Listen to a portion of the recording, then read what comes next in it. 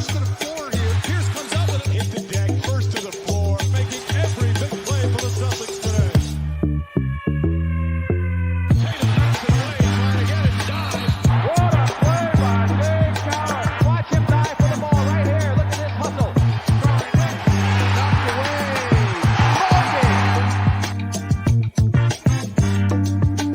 Welcome back to another episode of First to the Floor. I'm Ben Vallis. Thank you for joining us. Hope you're doing well. Alongside me, as always, Wayne Spooney and Jake Eisenberg. But tonight, we're very happy to welcome back one of our favorite guests from NBC Sports Boston, Chris Forsberg.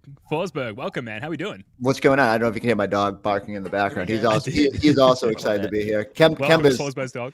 Kemba is not ready. Is also agonizing over this painful wait to get back to actual basketball. That's a great dog name, elite dog name, Kemba. Hell yeah! These story, I have to preface all the stories is we don't just name everything Celtics related around here. But during the pandemic, we had lost our dog shortly before that, and we said we weren't going to get another one, and then the kids sort of said, well, we have a lot of time now, so let's get a dog. And I agreed, and we were kind of watching him on the puppy cam from afar, and he had a green collar, and so we decided to go with a Celtic themed name in honor of the green collar, Kemba and Edged Barkus Smart, which like either way was going to end badly with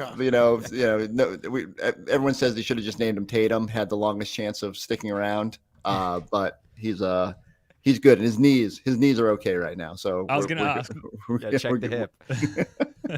No new issues so far. That's good to hear. Well, look, Forsberg, thanks for coming on and being part of one of, I think, 1,000 series preview pods that are circulating the podcast sphere at the moment. Before we get into, I guess, the X's and O's of the series and the defensive matchups and things like that, just want to ask you, what's the overall vibe there in Boston? I asked this podcasting from the distant town of Sydney, Australia, not being able to put my finger on the pulse of what the vibe is heading into to game one of the finals there, and I guess the vibe around the city, but also the team and there at NBC Sports Boston as well compared to 2022. Yeah, I'm never in the city except for games, so I don't know if I'm like, I can tell you what it is in the suburbs, and like people are asking me about the series, but they also don't understand why it's a month and a half away before we actually play basketball. No, I think people are excited about what they've seen from this team, that the opportunity is there in front of them. As opposed to, like, I think I saw a note today that each of the last 4 finals or whatever, they've been underdogs against the Lakers and against the Warriors. So this does feel a little unique in terms of like the pressure's kind of on them based on having been there and all that. But I don't think that's like a bad pressure for them to have. And I think that experience should bode well for them. And if they play to their capabilities, they should be hoisting a banner soon. So I think there's an excitement about that. I think it'll all sort of culminate Thursday. I think it'll be pretty crazy around the Garden, and I don't know, especially once Kyrie walks in there, what's it going to be like. But I think there's an excitement that just wish we didn't have to wait like what feels like 3 months to dive into. Like I always joke that I wish we had a football schedule where it's just one big game every week and like all the build up, and now I'm done this and I'm like, man, no, let's have every other day. Let's do something. Well, I can say the vibe in Morgantown, West Virginia is electric. At least 2 people I work with asked me about the Celtics solely because of Joe Mazzulla. But I feel like I have to address why I look like I'm glowing. Everybody's like, Spooney's absolutely radiant. Like I'm Dr. Manhattan from Watchmen.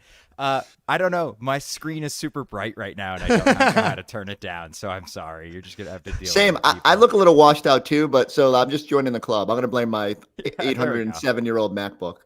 Yes, my screen beaming over to Boston to hit Forsberg as well. So.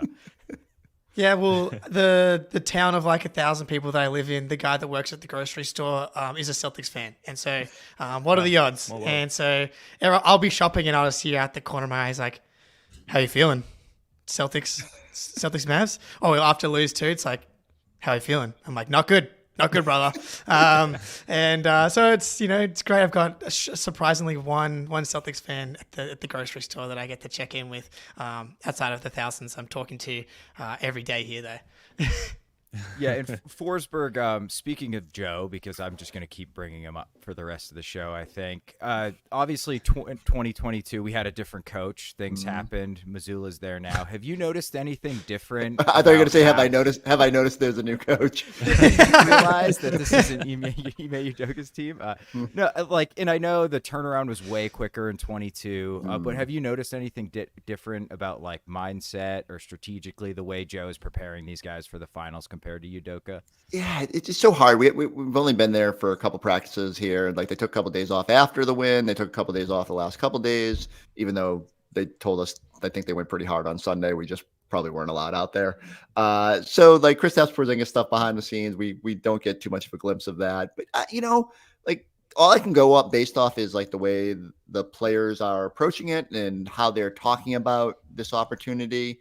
And you probably heard the sound bites, right? Like the idea of Tatum saying not everybody gets a second chance at this, Al Horford savoring every last minute of this experience on his 38th birthday. And I think there's an appreciation for getting back to this stage, but also an understanding of like, hey, this is what everything's been building towards, right? And like they kind of got to get over that last hump.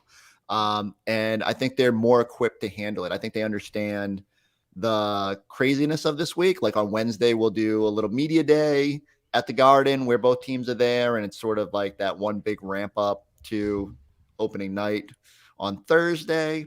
And, one thing I think they've been very good at is they've had a few of these breaks in the action, both in the postseason. I think about, IST breaks and coming out of the deadline, the trade deadline and or All-Star break. It just feels like they've done a good job being able to kind of crank it back up. And you hear Joe Mazzulla talking about staying in the fight. So I think they'll be ready. Like Joe is the first one to admit that it can go either way. You can either come out super rusty, but it's not like the Mavs haven't had a little bit of a break here too. So very interested to see what the energy level is there. Those first few minutes are probably going to be clunky no matter what. So much emotion, so much energy in that building. But then they'll settle in and we'll see where they're at. But I do think just having been there, they won't be overwhelmed by it. It won't be like, oh my God, it's the final stage. It's more like, okay, this is what you've sort of been working towards. Yeah, on the long break, the Celtics actually have reps because, the break between the whole end of the regular season to the Miami series, they smoked Miami in game one. They smoked Cleveland in game one. They went up 12-0 against the Pacers, I believe, in game one of the Eastern Conference Finals, which they ended up winning. But yeah, so like they actually have reps in this spot. But on the Mazzulla Ime thing, like so many people still, revere Ime and obviously he did a good job here. But I think a big piece of that is like the mentality piece of like, he was very outwardly like, classic traditional sports movie, like calling the players the P word and the B word. And like that, and that's fun, like in the moment. But like Joe has been preaching mentality like all season long once he finally figured out like who he was as a coach, once he got a chance. And this team all year has proven like to be mentally strong, to bounce back in big moments, in big spots, like no losing streaks in the playoffs or the regular season. And I think that like the mentality and the mental toughness in a series against a player like Luka is going to be so important because it can be like really demoralizing, like what Luka did to the Minnesota Timberwolves in Game 5. Like, I don't think that's going to be something that's going to break the Celtics when a great player like that has those moments. But like on the Mavericks offense and Luka Forsberg, how do you kind of see them trying to match up with the Mavericks? Is there anything you want to prioritize or you see them doing? So it's funny because on the Luka thing, it's right. Like you just got to be mentally prepared that he's going to get his points and he's going to hit tough shots and it's going to be infuriating. He's going to look like he's gassed like 15 different times during the game. And then he's going to pull up and hit a logo shot. You're going to be like, how the hell is this guy doing this? And, you just got to kind of be strong enough to move forward. And I think the Celtics have been good about that. The number Joe brought up the other day was how the Pacers shot 60% on non-layup twos. The shot you're trying to give them and then they're shooting 60% on it. And like, if Nembhard hit one more mid-range jumper, I was going to be like, what? I mean, come on. It's like, it's infuriating. And yet you just have to trust that in a way it's better they're hitting twos than threes and like play the math game. So, I'll be interested. It's certainly a different challenge going up against the Mavs, and I'll be fascinated to see. Scal was talking to me this morning. We were talking about that March 1 game. You go back and watch the tape. Like, really intrigued to see how the Celtics defend Luka. Drew Holiday took a lot of the assignments the first half of that game. Then Jaylen took the baton in the second half and wanted that matchup and really made him work on the other end. I think making Luka work and making Kyrie work is like just going to be a huge part of this. You got to put him in every action and hunt those mismatches. And, that gets a lot easier if KP's out there. And, if he's anywhere near what he was during the regular season. And like, I honestly don't know if they even know that. I keep saying it, there's a ton of optimism about where he is, but until you pull that string and see what happens, like, does he go? Does it hold up? And I know he wants to be out there, but you got to go out and see it. And so I just think that's the bottom line to me is I really like the matchup on paper. I really like where they're at with a healthy KP, but until we see it, like, I want to see how much you can only gauge how far the Mavericks have come. I like the new pieces, even though I hated it at the trade deadline. I've been wrong about this team all season long. We'll see if the Celtics can take advantage of some of those matchups, but it comes down to, being disciplined and being a little bit mentally tough. Yeah. I just want to say on that defense, I think you're right. I think and this is why I love having Joe, as people want to say he's stubborn. And I think that's true, but my way of saying it is also he's a mental alpha. It's he's not going to be overwhelmed or overreact to Donovan Mitchell going 7 for 10 on pull-up threes in Game 3. He's going to make Donovan Mitchell work so hard to the point where he got a calf injury and played himself out of the series. Can you make Luka score? Can you dare Luka to score 60 points a game? Because Luka wants to make the right pass. Luka wants to get into the paint, throw those late passes. You cut the lobs off. You make him work. And I know, and Pod Maverick, if anyone's looking for Maverick content, is incredible. They've been giving some great insights. But it's they've been saying coaches just freak out. They see Luka going off and they start to bring help. And then you bring help on Luka, he's just going to make the right play. But Joe is just I believe in the math. I believe in our guys' ability to overwhelm this team over a game or over a series. And so I believe in their ability to stay solid over a series. How often did Joe bring help this year? Right? I'd have to go back and count it up, but there were games they were getting torched and he was just nope, not going to do it. Not going to overreact. And I'm not saying he knew that a situation like this was going to happen. I think he understood, when you're constructed like the Celtics, your biggest advantage is that you shouldn't have to overreact in those situations, that you have to trust that your defenders are going to be solid. And so I just think that's what the mindset you're going with. Now, again, Luka's a different beast. And I do think there's little things you can do. You don't have to blitz everything, but can you cheat off and show him bodies and try to keep him out of the paint and go make him go left, whatever you think is going to be the highest chance of success. But yet again, a lot easier to say. Yes. You need Yeah, Drew. right. You need Derek White to be better than he was on defense against him in the regular season. You need Jaylen Brown to want to take on that challenge consistently, and you got to do it for 5 to 7 games. So let's see let's see how mentally tough Joe has made this team. Yeah, we talk about this with the Jokic matchup all the time. You're not going to nullify Nikola Jokic, and the same applies to Luka. But can you shave off 5-10% of their output? Because if you can do that, plus limit their role players, then you're in with a chance for success. And Jaylen Brown, only 11 possessions all regular season. Obviously, we played the Mavs twice throughout the regular season. Luka, when defended by JB, 4 of 10 from the floor, and he only got off 1 3-point attempt and missed it. So his output is somewhat limited, obviously not completely limited by JB picking him up full court and doing his best to tire him out before he even crosses half court. That's, I think, a matchup we're going to see. And this is obviously not a hot take, not a take unique to myself. JB on Luka, I think, is going to be a consistent matchup throughout the rest of the series. But holistically, I'm a little more concerned. We did our rewatch of the March 1 game live on playback yesterday, and you'd think logically, you trap Luka, you open up that short roll pass for him, and you try and make whoever it is, PJ Washington, for example, try and play make out of that short roll, because that's going to be a more limited output for the Mavs than Luka doing literally anything else.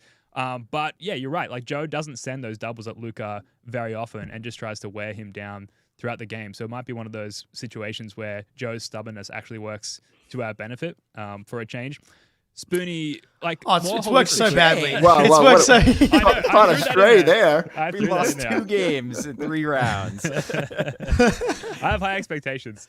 Spoonie, do you think like we'll play? Obviously, we'll switch 1 through 4. I think that's been pretty consistent throughout the playoffs. Do you think we'll play drop with Al and KP? Do you think we're going to see our bigs like come up to the level? Do you think we're going to see him drop back? How do you think we're going to manage that? Okay, so what I think Joe did game 1 was he put KP on PJ Washington, right? And they want KP in that action. So that takes away the very first thing the Mavs want to do, which is have Lively and Gafford catch lobs and be the guy who's setting the screen. They're great screen setters. So they're already kind of operating from like behind the pace a little bit because it's PJ Washington setting the screen. The problem with having KP up to the level, I feel like, is that Luka is so good at hitting guys in the short roll that he will find that space even over or around a 7'3" slender man like KP. So I think ultimately what it comes down to for me is that we will see everything. On defending the pick and roll. We will see them blitz rarely, but it'll happen. I think the traditional like deep drop is going to happen quite a bit, especially when it's Drew covering Luka because he's so good at getting around screens. I think we'll see him come up to the level sometimes. I don't know. I can't remember us ever really like hedging and recovering or doing that type of coverage, but we might see it. Might be the time. This is the guy to like kind of pull those tools out of the shed. I wonder if we'll see some zone. That kind of scares me against Luka's passing, but we might just try it for a couple of possessions. You just need to keep him off balance because if you keep throwing him the same rote defensive coverage, he is going to absolutely eviscerate. It takes him like 2 possessions to figure it out, and then it's over. So I think we'll see everything, but I think we will start in drop with KP on Washington, assuming KP's healthy, which means I think whoever is guarding Lively or Gafford needs to be extremely active in off-ball help because you can kind of ignore those guys unless they're creeping into the dunker spot. And even then, if you're destructive enough, you can make that pass really difficult. So I think that's the key for me is what we do with KP. And then whoever it is on the big, whether it was JB quite a bit in that first half at least, is very destructive off ball. Yeah, what do you think the Mavs will try and take away from the Celtics, Forsberg? Is it going to be the usual, just like nullify the Jays and make everyone else score? Or is it more of a holistic run everyone off the 3-point line? How do you think the Mavs are going to approach that? Yeah, it's interesting, right? Like I think that if you go back to the math game, you'd probably want to take away that 3-point shot, but I think every team comes in with the idea of make everyone else beat you, and then the Jays make all the right plays, and everyone starts knocking down threes, and you get out of that, and you're like, all right, let's just take away the 3, and then you realize it's a lot easier said than done against this team, and then you get, especially for me, it comes down to if KP's healthy, I don't know how they defend all the potential options because they're just going to be able to put them in such bad spots throughout it. But I do think ultimately, like they must know the Celtics are going to try to run everything at Luka, at Kyrie, like to try to really make them work, no matter how good their defense is in those moments. And again, typically hasn't been great. So can you take advantage of that and just really just force them to be disciplined until they crack? And then there's going to be like advantageous matchups out there for you. As long, and I got to preface everything. Like if Kristaps Porzingis is healthy, I really feel good about the Celtics. Oh, I think you muted. Is that me? No, we lost you, Forsberg. You're muted. We muted. The ancient MacBook has hit a mute button here. Did the mic die? Yeah, maybe your mic died. That's all right. We can pick it up while Forsberg does a little bit of troubleshooting there. But Jake, Spoonie, I know you guys have a lot of thoughts on how the Mavs are going to approach this. Yeah, on the Mavs don't switch a ton. They play a lot of drop, and the Celtics have been awesome in the pick and roll offensively. Tatum's been just like money in the pick and roll all playoffs. Derek White, Drew Holiday. These guys have just been so good offensively, and Forsberg's absolutely right. Like I think he's back now.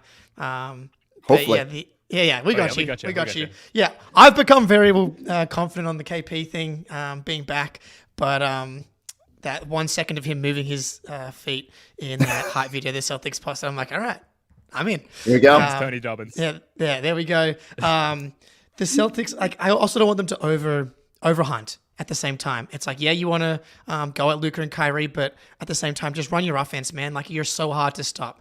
I get that PJ Washington and Derek Jones Jr. have been doing a good job. Not guys that historically can check Tatum and Jalen consistently. I've been going back to the Oklahoma City Thunder series because I think like there's a lot of parallels between the Thunder and the Celtics as far as like teams go. But the Thunder were a top 5 offense, top 5 defense. I was very high on the Thunder going into that series, but their offense completely fell apart. Defensively, the Thunder did a really good job. That the Mavericks did not. Part of that as well, Luka would like injury-wise has looked to get healthier, so that's something to keep in mind. But defensively, the Thunder were awesome. Their offense was just catatonic at times. And a part of that was Josh Giddey. Part of that was Lou Dort. They just dared those guys to prove that they were actually good shooters, and their regular season numbers did not hold up. Chet became very, very hesitant. I know Horford and Porzingis. Horford, man, the trigger on this guy, dude. He's had how many games in this postseason where he's had 10 plus 3-point attempts and knocked down 6 plus in a couple of games here. So that's just not going to be, like, again, going back to the mental toughness of this team. Like, I think it's more likely that the Mavericks try and dare you to bomb away, at least that's what they've done so far, and as opposed to running you off the line. And if you're running them off the line, the drive and kick game gets started. Mental toughness. Al Horford, when he had those 2 games where he missed 10 straight threes, he comes back in game 5 against Cleveland, knocks down 6 plus. Mental toughness to believe in your shooting ability. Like Derek White, Drew Holiday, man, these guys are just been money. Peyton Pritchard's been money. So like, just believe in your offensive system. Take those quick threes, shots on goal. Don't let this Mavericks defense get into you. I've been saying these guys remind me of the Heat light. Like. Helping, like good help, playing solid, some switchability, some bigger guys like PJ's, like Bam light, like nowhere near Bam, but like playing him that way. So like, just take the shots that are available to you and knock them down. Like, I'm just believe in your system. Yeah, real quick, Dallas had a 112 offensive rating against Oklahoma City. That's like below. It's not, it's not crazy. We had a 120 against Cleveland, who is a similarly good defense to Oklahoma City. At Forsberg, Eric Weiss in the chat said he expects Dallas to play a lot of zone. I was wondering if you agree with that, and I would like you to note that we have a 150 offensive rating against zone defense in the playoffs. Wow. How many possessions is that? 32, I think, 30. Yeah, so I always worry about small sample size, but I'm more worried. I guess I would say I'm more worried about Celtics going zone than I am Dallas going zone, because every time Celtics go zone, it feels like other team just dominates for a stretch. Is that a cat that just walked by? Yeah, that's right. Bingo. Yeah. Okay. I just wanted to make sure I wasn't losing my mind. I think obviously, like, I think it's if you're worried about potential matchups, it's probably easier to try for Dallas to spend some time in that zone. What is their success rate in do we have numbers on that, Spoonie, as I make you go through synergy and do my job? Yeah, in like, what is their defense? Yeah, like so you said 150. That's Celtics 150 against zone this year, or is that teams against Dallas? Just in the playoffs. Okay. So Dallas's zone defense is a 126 defensive rating, which is not great. Oh, so hold on, that's all season. In the playoffs, it's 115, 116. Slightly better. So like, you can see there's strides, but like also like everyone's defensive rating probably gets a little bit better in the postseason because games get a little clunkier. No, I mean, I think that's going to be the hardest problem for the Mavericks, is figuring out how do they consistently stop the Celtics offense. And you guys brought it up, that Oklahoma City series. It's that I think the Thunder averaged something like 98 points in that. You're not winning playoff games like that. And they were so close. They almost fucking forced a game 7 too. Right. So if you can do that and you're averaging under 100, like, what are the Celtics going to do in the losses, right? So like, I feel like if the Celtics play the offense to their capabilities, if they maximize the shot margin, and look, these are things Joe's going to stress because he wants to win the shot margin. He wants them to rebound. Rebounding might be the hardest part of it. But if you get a 7'3" guy back, maybe that gets a little bit easier. So I just feel really confident about the Celtics on that end of the court. I think it really just comes down to the one thing we do see is when teams start making shots and the Celtics kind of get, I don't know if it's the chicken before the egg thing, right? Because Celtics offense starts struggling, all of a sudden their defense lags. Or is it vice versa? Is it the defense gets torched and all of a sudden their offense goes cold because they're not hunting normal matchups? So whatever the way it is, like, they got to avoid that. They just can't fall into that lull when either it's things are going too easy for Dallas on offense, or the Celtics are struggling to create their own offense. They've got to be able to snap themselves out of that, or at least dig in on the defensive side. Yeah, we've got to avoid the usual case of the Celtics beating themselves. Sorry, Spoonie, what do you got? Oh, I was going to move on, Ben. So if you have anything else, please go ahead. Yeah, cool. No worries. We're going to get to a quick ad read. When we come back, we're going to talk about confidence levels. We're going to talk about areas for concern, and perhaps somewhat related, we're going to talk about Kristaps Porzingis. But first, here's a quick word from Prize Picks. Prize Picks is America's #1 fantasy sports app with more than 5 million members. It is the most fun and exciting way to get in on the action while you watch your favorite sports and players. You just pick more or less on 2 or more player stats for a shot to win up to 100 times your cash. With Prize Picks, you could turn $10 into $1,000 in a single game watching your favorite sports this summer. You can make a Prize Picks lineup in as little as 60 seconds. You just need to pick more or less on 2 to 6 player stat projections and you're locked in. The finals means more on Prize Picks, and so do the star players. You get boosted payouts on select basketball stars that you won't find anywhere else. I've been cooking Spoonie and Ben by hammering more on Jaylen Brown points and Jayson Tatum rebounds. Download the app today and use code CLNS for a first deposit match up to $100. Download the app today and use code CLNS for a first deposit match up to $100. Pick more, pick less. It's that easy. Jake has absolutely been cooking us in Prize Picks. Definitely check out Prize Picks. It's a really fun platform. Download the app, use the code CLNS for that first deposit match. Now, confidence levels. This is a question for all of you guys. Forsberg, we'll start with you. Obviously, you're our guest. I feel like you are similarly aligned with us, that you have some reservations about like potentially jinxing the team. Correct me if I'm wrong, but we will try and talk about openly confidence levels. How confident are you? Like if you look at the betting numbers, for example, everything is very much in favor of the Celtics. Online, there's a little bit more of a divisive discourse, but I think it was Eric Weiss in the chat earlier mentioning there's a crazy divergence between betting odds and just the general voice of what might happen in this series. How are you feeling confidence-wise heading into this matchup? Irrationally good. Like I keep saying this, and I've said this throughout the playoff run. It feels weird to be as confident in these Celtics as I think we all have been, because we're just conditioned that they're going to make their lives difficult. But for the better part of this season, they've been able to avoid that. And now I think that's what makes some of those speed bump losses hurt more. It's why I lose my mind when they lose to the Lakers without AD and LeBron. It's like, I mean, come on, what are we doing here? And but on the other hand, and some of those game 2 losses obviously were just, in the moment hurt more than they probably should have. But losing at home is unacceptable. And so I do think they've learned. I do think everything about this team has trended positively. And again, I come back to it. Like if we all kind of, I don't want to say knew, but we kind of felt like they were going to be on the stage. And maybe it's just the relief that Jokic isn't on the other side. Now, like, look, Luka's going to be a challenge, but like we knew what was going to really stress these Celtics. And the fact that they don't have to go through them feels pretty encouraging. So still a challenge in front of them. I don't want to get overly confident, but I said it. I've been saying this on our shows because people are like, "Oh, this one's going 7 games," and I've sort of landed on Celtics in 6 is probably the most likely scenario. But if you made me look at the numbers, I would bet that Celtics in 5 is more likely than Celtics in 7 because just feel like that's how it's going to go. You're gonna have a Luka game in there. What's the Mavs roadmap to more? And maybe I'm just underrating what they can do. But I feel really good about this team as long as they don't lose their damn minds. Yeah, I was listening to you and Scal on the Celtics Talk podcast. Great podcast, by the way. Listening earlier today. And Scal was talking about it's got to be Celtics in 7 because we want that party, that celebration at home. No. Personally, and maybe this is easy for me to say from Australia, but just win the fucking thing. I don't care where you win it. I don't care if you win it in like a shed somewhere down south. Just win the championship, please. Spoonie, Jake, confidence levels and like specifically what makes you confident? Is it a certain matchup? Like how do you think the Celtics might cook in this series? Spoonie, you go first. All right. Okay. All right. Objectively, I have real quick. I have a Dick Magnum piece coming out on Wednesday where I will be previewing the finals. It's 2,500 words and I'm not quite done yet. So buckle up. Objectively, after looking at things, it feels like Celtics in 5 to me. But emotionally,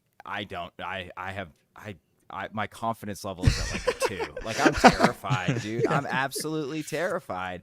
But everything you look at that March, both games we played against them, the March game specifically, because, they had their guys that they traded for. It just feels like they don't really have any answers for us on the defensive end. Like, they can't stop us. And the way they've been stopping teams, and you said it, Jake, is like daring their bad shooters to make shots. Our 1 through 8 does not. We don't have one. A bad shooter, right? Well, I guess if you could pray Sam Hauser is still in a slump, but if you give him enough wide open shots, he's going to shoot himself back into a rhythm. So that, I think, is a bad solution for. They should try that, actually. Please try that. Give that a shot. Please try that. So it's just hard for me. I think exactly Forsberg. Like, I don't really see the path to Mavs winning 3 games other than just like the Giannis argument. Like, well, they've got Giannis. Well, they've got Luka is kind of the argument, I suppose. But I'm feeling cautiously optimistic, and I'm also a boiling stew of anxiety. Yeah. That's the same. I'm like just constantly oscillating between I'm feeling really confident to just a pit of terror inside of my soul. And so, but like objective, like you look at the betting odds, the lowest odds are Celtics in 5, then Celtics in 7, and then 6, and then 4. So it's like, that is statistically the most likely option. And like this, the matchups, it was always Jokic was like, that's the one team that we just do not have any answers for. You're not going to stop Luka. We have just way better answers for him. And there was just a mental thing with the Nuggets as well. It felt like that for whatever reason that they kind of had us in those 2 games where they've owned the Mavs in the last couple of years. Obviously a different team, but there's a mental side of things where you feel comfortable. Jaylen Brown loves playing against Luka. Jayson Tatum loves playing against Luka. That's a big part of it.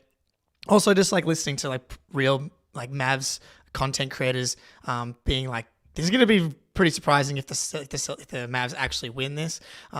It's kind of just like, can Luka go to a place like there's actually not that many examples of like the overall talent gap being this wide, and then the team with like the best player actually winning the title, like the 2011 Mavs kind of being an example where like LeBron, I mean, I would expect Luka to play much better than LeBron in that year. 2014 Spurs, even the 2013 Spurs, if Ray Allen doesn't save LeBron James with that 3 in the corner, like Kawhi wasn't Kawhi yet. Tim Duncan was on the down, like LeBron was just like peak of his powers. There's like, if you've got the massive talent gap and Tatum can like, he's not going to match him score for score, but overall impact, I think people are going to learn like Tatum is going to be able to play 45 minutes a night here, guard multiple positions, guard lively, rebound 11 a night. Like, I think he can close the gap. I'm rambling here. But yeah, I like it. You're talking yourself into it. I'm like, fuck. Oh, I think they should win. They should win. Please win. You're muted, Ben. You're on mute, Ben. Yeah. Yeah, this is what this series is doing to us. I'm on mute. Jake's rambling. We're all just what did you call it, Spoonie? A soup of anxiety, an anxiety stew. Boiling stew of anxiety. Yeah. There we go. That's definitely me. Look, if I had to talk about concerns and Forsberg, I'm keen to hear your thoughts on this as well. The idea that Luka, of all people in this world, could just go absolutely God mode for 2 weeks and torch any opponent is a possible reality. I think our pick and roll defense has been not exactly stellar all season, even in the playoffs. We've seen that be a vulnerability for the Celtics. And then we saw Luka chirping at Rudy Gobert, chirping at the opposition crowd in the last series. Does he hate Kristaps Porzingis? Is there some bad blood there that we should be concerned about? And is that going to be fuel for the Luka fire that we should be wary of? I need to dig deeper into this. I feel like it's more of a situation where Kristaps gets blamed for that not working because like it can't possibly be Luka, right? Like it's got to be the other side. So I think Kristaps has got to have motivation coming into this series, which I kind of like. Like, not only is he, man, I haven't been able to play for 10 games and I want to be out there in the finals, but, you know, now having those guys, they didn't think we could do this, you know, and obviously, you know, he's got some talent around him, but I feel good about where Kristaps is mentally and his ability. I feel like he played good in those New York games. You know, like every time he played against a team that had a little bit of like history, it brought out a good side of him. So I think that could work well for this team. Obviously there's 3 things that worry me about the Mavs. like Luka going supernova for 2 weeks, and the Celtics, like you always hear Brad talk about how the Celtics had their worst 2 weeks against Miami last year, and it's like the worst possible time, so that happening, like Luka going crazy and the Celtics hitting their 1-2 week bump in the road after being so consistent all year. Two would be like, I have no idea how Kyrie's going to respond to the booing, and like sometimes he can fuel off that. I'm more worried that Luka's going to get fuel off of it. Like, oh, they're booing my guy, and that makes me mad, and I want to go score 70 points against this team. More so than like Kyrie going for a big number. I think he's going to be, we'll be interested to see what kind of series he has. He'll probably settle in at some point. Maybe the fans will too, but interested to see that dynamic. And the third thing that scares me is does Grant Williams get a ring if they win? I love Grant. Yeah, but the idea of Kyrie raising a title and Grant getting a ring after the Celtics sort of decided to move on, that would be tough to digest, right? And I would be happy that Grant got his ring because I really like Grant, and I really kind of want to watch him watch a game in this series because like it's got to be weird for him. So many friends on both sides and all that. But yeah, it's an interesting dynamic after the Celtics decide to kind of how they decided to shuffle up their roster. Surely Grant's going for the Celtics, right? The Mavs kind of like traded for him and then kicked him to the curb, dumped him to Charlotte, and he spent so much more time with the Celtics. I think he's on record. Whenever he made his prediction that these two teams would play, I think he picked the Celtics in there, and so I sent him a message the other day, and I think he's in Indonesia now, and so. If I can track him down when he's back stateside, I'll try to get his prediction. But I don't know. Like, I wonder if he'd show up, and it would be fascinating to see him watch a game. I just think where do the loyalties go and his relationship with Tatum? But that again, you could potentially get a ring if that team wins. Like, doesn't that kind of cloud how you look at things? I don't know. Like, it's going to be fascinating. Is he going to have one of those split jerseys that's half Luka, half Tatum? Like the parents wear at college games? Yeah. Just half Grant and half Grant. You mentioned KP a second ago as far as like concerns. It sounds like we've seen everything you've seen, Forsberg, as far as glimpses into what his level of participation has been. Do you get a sense, even if it's just your own uninformed suspicion, that he'll be back for game one? Yeah, like I think all signs have trended towards like he'll be out there for game one. And I mean, you think about it, 40-something days since the actual injury.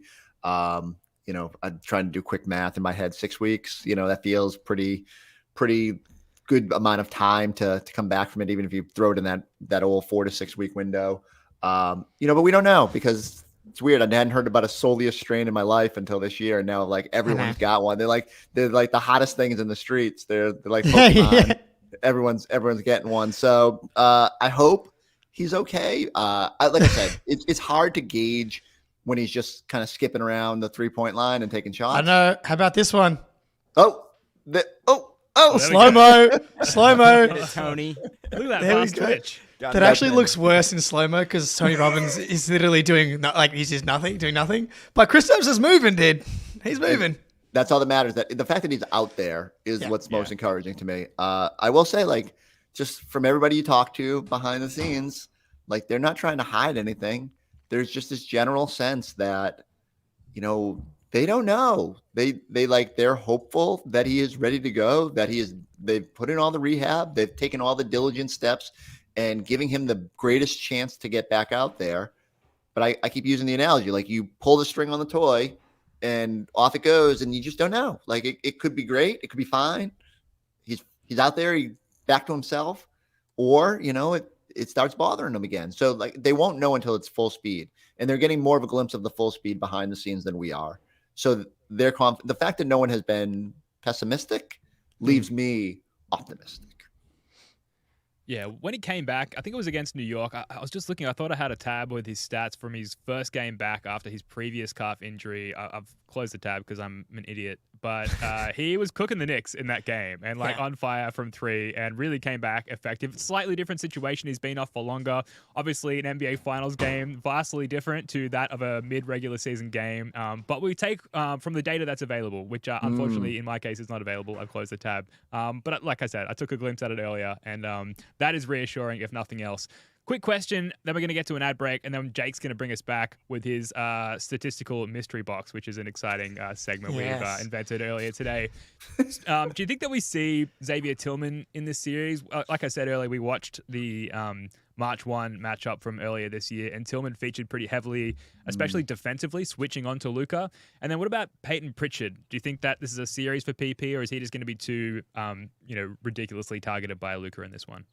But I think his numbers against Luka were pretty good. I mean, it's super small sample size, same deal, like 12 possessions or something like that. But I think Luka tried to go at him and was maybe 1 of 3, 1 of 4 against him. I don't mind if teams, much like Hauser, if they twist themselves into pretzels trying to go at what they perceive as weaker defenders. I think Pritchard has the potential to hold up. And if he shoots well, the numbers for all those bench guys have been, the net rating still off the chart for Hauser, which is makes no sense. Guy hasn't hit a shot in 3 months, and he's plus 15.4 on court in the playoffs. So he's making good things happen when he's out there, at least keeping teams honest. Tillman will be interesting. I do think there were opportunities like that over the course of the year where you saw them kind of specifically throw him out there to see if he could stay in front of various smaller teams. Try show the defensive versatility, can take the switches and stay in front of guards. I wouldn't be surprised if only to rest the wear and tear on Porzingis and Horford, if he got occasional time. I still think Luke gets first crack, and same deal. Didn't feel at first like it was gonna be a Luke series against Indy, and hopefully the wrist is okay enough to be out there. But I'll be interested to see how much. Did Luke play a lot in those? I keep just asking you guys the questions that I should actually already have the answers to. Did Luke play a lot in any of those games? It doesn't feel like it, right? There was more let's experiment with Tillman and see what they've got. We watched it yesterday, and I don't think Luke played at all in that game. I'm not sure if he was out or not, but it was all Tillman. That was one of Tillman's best games, was against the Mavericks yesterday. It's the type of the body type versus Luka is just very different for compared to him versus SGA. It's Jaden McDaniels in a vacuum is a better defender than Jaylen Brown, but it's you want the 240-pound sturdiness, and Tillman kind of provides the girth, the acreage, to quote Ben Golliver, to make Luka get around you in a way that I don't think some other guys do. So I think there's potentially a spot for him. I like the double big look, whether it's Tillman now or Al Porzingis, just size and toughness out there. If I remember right, when they traded for Tillman, the first thing I did is I looked up defensive numbers against some of those Western Conference guys, and everyone kind of defers to that Anthony Davis series in the playoffs last year. That was a great, again, that's the big stage. You want to see that. But I want to say his numbers against, Luka were pretty good. And so if he's proven he can handle that matchup, or at least is that they've been willing to throw him in that matchup, is encouraging. And I do think that there just could be a spot where invariably, especially on this stage, we always say you're not going to go deep in your bench, and then you have the Leon Poe game, and you have the Big Baby game or whatever. I do think there's going to be opportunities for these guys to maybe put their mark on the series. Yeah, absolutely. Definitely feel good about Tillman, at least defensively, on Luka, but I may well end up eating my words in a few days' time. We'll see. When we come back, Jake Eisenberg is going to run us through the Jake Eisenberg statistical mystery box. But first, here's a quick word from Game Time. The NBA Finals begin June 6th, and instead of working like I should be or putting any effort into preparing for the next podcast, I'm sitting around daydreaming about getting myself to an NBA Finals game at TD Garden. Game Time makes getting NBA Finals tickets even faster and easier. Prices on the Game Time app actually go down the closer it gets to tip-off. With killer last-minute deals, all-in prices, used from your seat, and the lowest price guarantee, Game Time takes the guesswork out of buying NBA tickets. Our guy, Jake Eisenberg's dad, recently traveled from Australia to Boston to catch a couple of games during round 2. I think there was some sort of black hole time dilation stuff involved in getting there. He's thankfully home safe now, but when he was there, he used the Game Time app to sign up with code CLNS and get himself an incredible deal on tickets. I'm scrolling through the Game Time app right now, and there's a huge range of tickets available for games 1 and 2 of the NBA Finals in Boston for a wide variety of prices. Seriously, I really wish I knew about the Game Time app when I went to Boston for the finals in 2022. There's some great ticket prices up there right now. I love that you can enable the all-in pricing feature, which just shows you the actual price of the ticket without any surprise costs at checkout. You can see the view from your seats before you purchase your tickets, and Game Time offers last-minute deals. You can hang out outside the arena, wait for a last-minute deal to pop up, and save up to 60% on tickets, whether it's sports, concert tickets, comedy, and so on. And Game Time ticket coverage means your purchase is covered with the most flexible customer service policy in the ticketing industry. Take the guesswork out of buying NBA Finals tickets with Game Time. Download the Game Time app, create an account, and use code CLNS for $20 off your first purchase. Terms apply. Again, create an account and redeem code CLNS for $20 off your purchase. Download Game Time today. Last minute tickets, lowest price, guaranteed. All right. So the statistical mystery box gimmick is based off the Family Guy mystery box thing. So if anyone's unfamiliar, I've got the clip right here. It could be anything. It could be anything. Forsberg knows. Hold on. You have a choice. You can have the boat or the mystery box. What, are you crazy? We'll take the boat. No, not so fast, Lois. A boat's a boat, but the mystery box could be anything. It could even be a boat. You know how much we've wanted one of those. Then let's just... We'll take the box.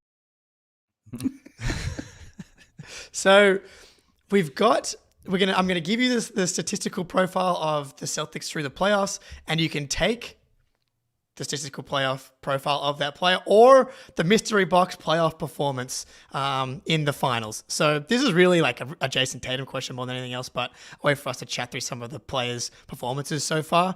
So Jayson Tatum through the playoffs, 26, 10.4 rebounds, 5.9 assists on 56.5% true shooting. This is the hardest one, I think, because he's been trending in the right direction. If I isolate that from like game 3 of the Cleveland series on, we're like definitely taking it.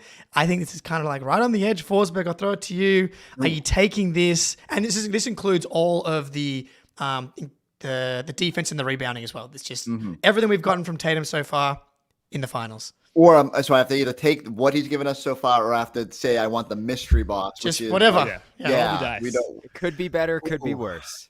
Like you said, I like the trend of how he's played. Seems like he was more efficient towards the end of that Indy series after all the consternation. It's hard because I've screamed back at everyone being like, "Oh, he's not having a great playoffs," and it's like, what? What are we doing here? But that being said, I do think, especially based on, he's had 2 years to think about how poor his 2022 finals was. You do know that he's brought some of his best efforts against Luka, and that sort of stage showdown with another superstar. So unless he's just decided that like defensively he's going to be the best version of Jayson Tatum here, and like even better than what we've seen, I would say I would take the mystery box, because I just think what's the minutes on Tatum so far this postseason? See, I keep asking you questions. No, you're good. If I could load another tab on my browser without the entire computer exploding, I would just look this stuff up myself. This is why I have my phone here, because this is where I look up like all my useful information. Like I just looked up that Xavier Tillman actually got cooked by Luka all this year in 3 games. Shit. So I'm going to walk back everything I just said. Me too. But I'm taking the Tatum mystery box, because I think it's going to be in 40 something minutes per game.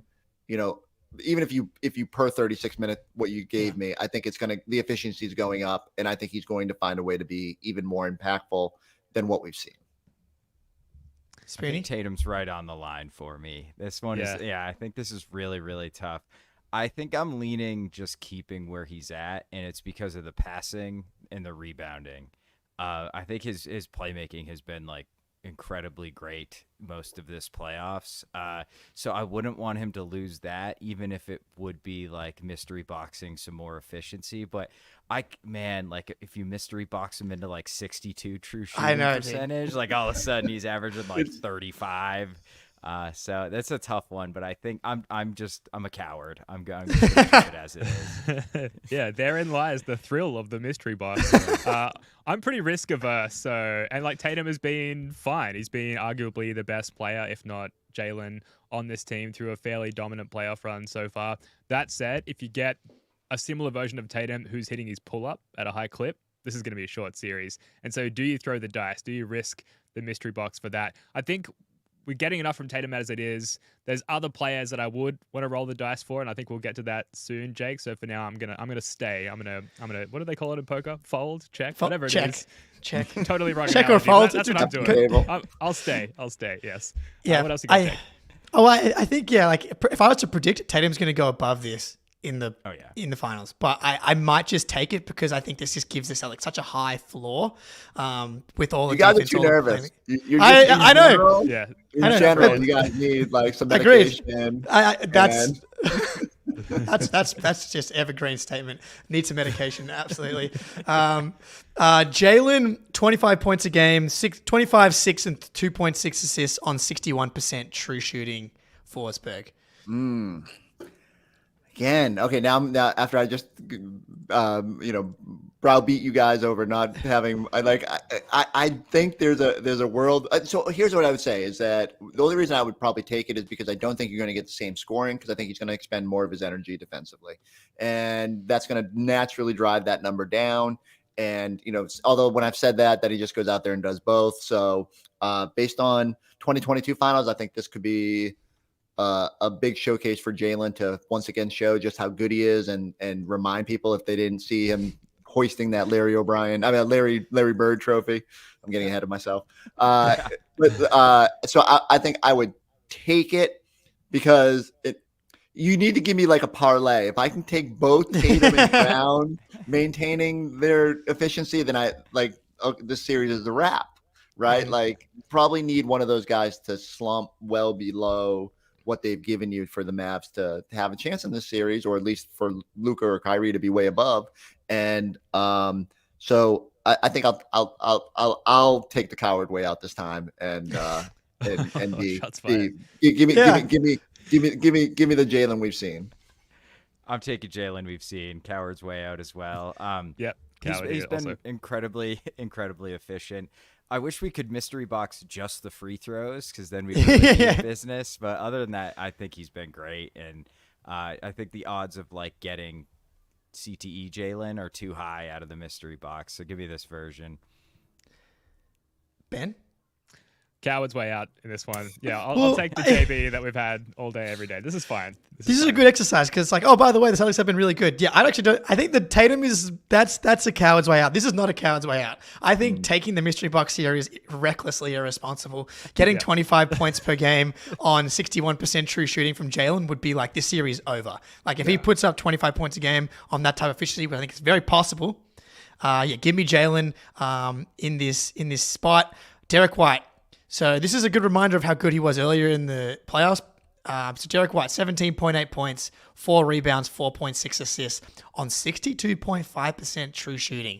So we're just like, because we're not kind of taking into account the swoon of some of the other stuff. It's just like, that's his overall 18 points a game, 62.5% true shooting, dropping that guy into the finals. I guess I got to take it, right? Like, is he knocking down clutch corner threes and must-have moments? Yeah. Like, That's what he does. Yeah. It's so funny because, like, more than anybody, it feels like he's been up and down, and yet the numbers don't say that at all. And I know. I don't know. Yeah, I think it comes back to we just have irrational expectations for these guys sometimes based on like how good they've been. And you just kind of forget that when Tatum and Brown are going like they were last series, that there's just not as many points out there. And when Drew Holiday's playing to that level. So I'm trying to think. Derek had a great game one in 2022 and then kind of fell off the face of the earth. So if you can give me those numbers, I take it, because if he had been anywhere near himself in that series, the Celtics probably already have banner 18. So I will not be greedy in this moment.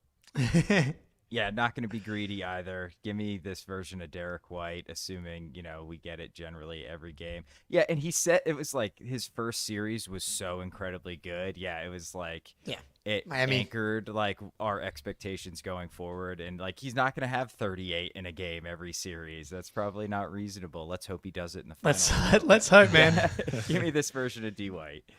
Give me the mystery box. Give me potentially Wow. pre all-star campaign Derek White when he was playing out of his fucking mind. Like how many of all the parallel universe iterations of Derek White, I think all of them are almost perfect human beings. And so the likelihood of going to the mystery box and getting a better version of what we have now, and I'm basing this on obvious science, clearly, the better version of Derek White is more likely than not to come back via the mystery box. So let's get a little crazy with Derek White. Give me the mystery box. Look at Ben go, man. Troy called him out in the chat for being a coward, and so did easily Forfex. influenced. So Ben's going for it here. Yeah, for me.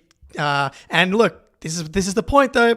We don't need anything crazy from these guys. We just need them to keep doing what they're doing, and we should win this thing. Drew Holiday, interesting one. 12.7 points, 5.6 rebounds, 4.6 assists. 61.4% true shooting. Again, so he's kind of like the inverse of D White, and it's like he struggled in the Miami series, but he's just been cooking from Cleveland kind of game 3, I think, onwards. So, but that 61% true shooting is very, very tantalizing. What can I pay to get the last 2 weeks of Drew Holiday? Like, can I pay? Is there an up price I can buy in to get just because that version? I don't know if we're going to get that version, but I also don't think we're going to get the 2 weeks before that version of Drew, which was everyone in Milwaukee going, see, playoff Drew. I'm trying to think how good his defense has been on the total this postseason, and could it go up a level? I just think it needs to just be when I watched that March 1st game, I was like, wow, Drew was he was almost giddy to be taking on that Luka challenge in the first half. If the mystery box was, you're there, I can't tell you what the shooting's going to be, but the defense is going to be great. I keep making new rules for this mystery box. I love it. It's a very rigid game. You can't be doing this. So I'm buying the mystery box, but you're unlocking one of the 5 attributes that will be determined. Okay. And you're the defense bar is way up, and I'm taking the mystery box. Okay. I'll allow it. Yeah, and real quick, last 8 games for Drew Holiday, 15.5, 6 and 5 on over 50, 40, 90. So pretty solid in the last 8 games. Give me the mystery box. I want the Indiana version of Drew Holiday, and what we have for the totality of the playoffs is not that guy. So even though the true shooting's really nice, maybe that takes a hit. But I think his playmaking was better and his defense was better as the playoffs have gone on, and I want to make sure we lock that in. I'm looking forward to seeing the mystery box segment on NBC Sports Boston. By the way, I think you throw the dice with Drew. I think you can afford to go either way and risk a potential downtick with Drew and still find success if you do head that way. So I'll take the mystery box as well. We've probably got time for one more, Jake. What do you think? Yeah, so the Sam Hauser mystery box. Well, Sam Hauser's obviously we're taking mystery box. Drew, I'm probably just I'm checking. I'm taking the 40% from 3 on the 5 attempts in the playoffs. But I'll give you guys Al Horford, 34.6% from 3 in the playoffs. Actually, maybe the most interesting one, Kristaps Porzingis in the 3 games that he did play, 12 points per game, 7 rebounds, 1.9 assists, 38.9% field goal, but 40% 3-point. Okay, that's a tricky one because if you're telling me I'm getting 8 3-point attempts from the big dog and they're going in at a 40% clip, then that's a tough one. We'll end on Kristaps. All right. And the same minutes, and you're getting the minutes. So right, yeah, 30 minutes. So I got to think you got to take it. If you could guarantee me 30, I'm taking it all day, every day, and even at only 12 points, that efficiency, those threes, and those minutes, they make me feel pretty good because it's just all I need. That's all I need is the guarantee of the minutes. I'm coward's way out on this. Even the There we go. Yeah, the biggest thing he can do is space the floor against Dallas. That said, give me the mystery box. 38% from the floor, man.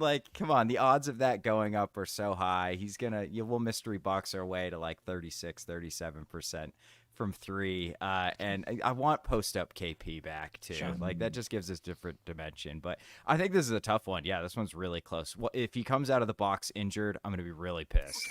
Absolutely. He's already kind of ensnared within a mystery box as we speak at the moment. We don't really know what the outcome's going to be. But yeah, I'm with you, Spoonie. I'll take the mystery box and just hope for the best, as in most of these cases. Chris Forsberg, this was great, man. Thank you so much for coming on. It's always a good time having you on the show. What have you got coming up in the next few days between now and when the finals start? I'm hoping to sleep. No, it's been a good little break. We got if people like want 8 hours of coverage a day, I think we got that coming on our pre and post and halftime. And we do have a final special, I believe, on Wednesday.